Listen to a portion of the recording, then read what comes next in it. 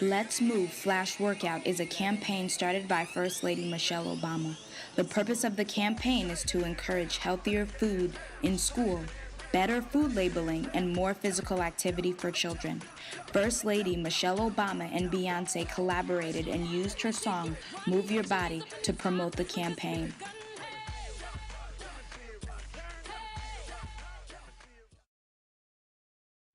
Childhood obesity is an epidemic that is sweeping the nation.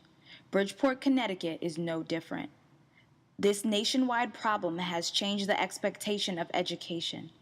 Schools now need to accommodate this issue. Studies now show that 20% of the children who enter our pre-K or kindergarten programs have an obesity risk factor. And that's so important to understand that children are arriving at a very young age with an obesity issue that needs to be addressed. One of the things that really brought it home to me that we had to do something about this issue is for every beginning of the school year, we get a new group of kindergarten students. And kindergarten students, their stats for height and weight are usually, you would think they are all like little 4x4s because they're all about 42 inches tall and they all weigh right about 40 pounds. Like every physical I record on a health chart, that's what it is. It's right around 40 inches, it's right around 40 pounds. And so one beginning of the school year, I had a physical in front of me and I'm recording the numbers, and it was a kindergarten student that was around 42 inches tall. And when I read the weight, I had to in fact, I even called the pediatrician and said, did you record this right? The student weighed about 100 pounds. And that's when I thought, you know what, we have got to do something. At the Thomas E. Carroll Center, Maura O'Malley, for the past 6 years, has been the Director of Food and Nutrition Services for schools in Bridgeport, Connecticut. In Bridgeport, we serve approximately 12,000 elementary breakfast and lunch every day, and about 2,000 high school breakfast and about 4,000 high school lunches. The world today is a supersized world. So what is a normal portion size for a child in school lunch is perceived as being too small or stingy.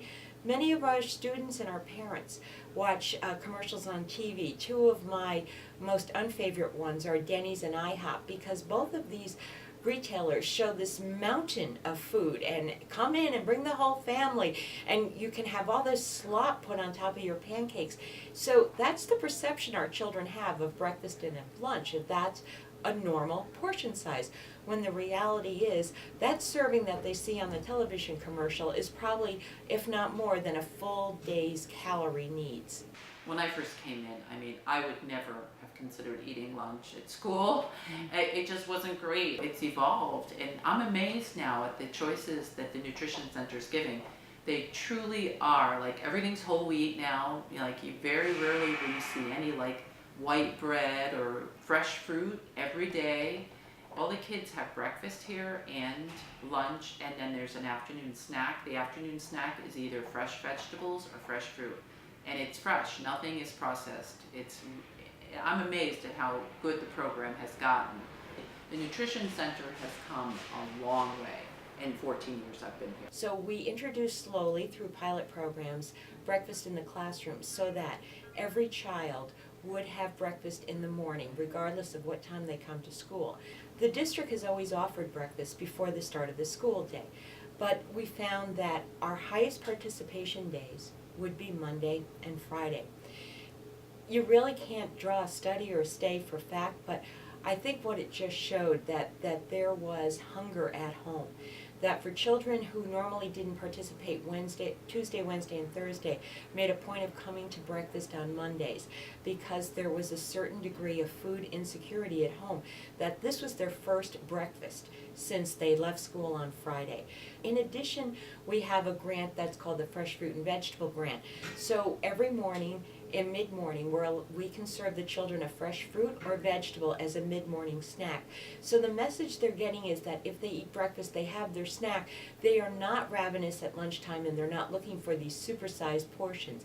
It's just healthy eating habits. In Bridgeport, Connecticut, health professionals have found that cultural food traditions are barriers to healthy eating. You know, this is the way grandma made it, this is the way my mom made it, and this is the way I'm gonna make it too. So it's really trying to overcome a lot of barriers. In Bridgeport, it will take a whole community to fight childhood obesity. We can't just teach the kids about it, we've got to teach the parents about it too. Two of my kids participated in the Healthy Happy Kids program, and my 13-year-old and my 10-year-old.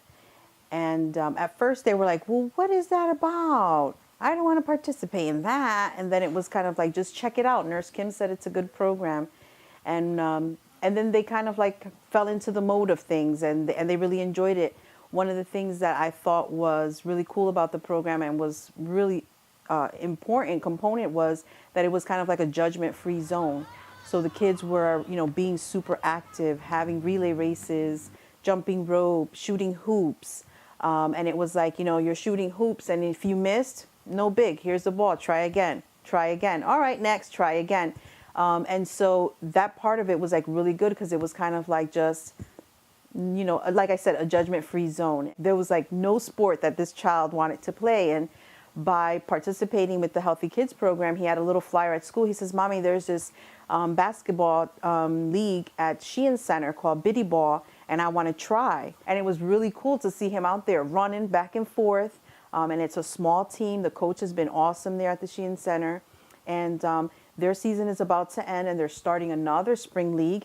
And he's brought me the flyer. Says, Mommy, I want to keep playing basketball. So, you know, he's going to keep playing basketball. And this was something that he kind of discovered his sport.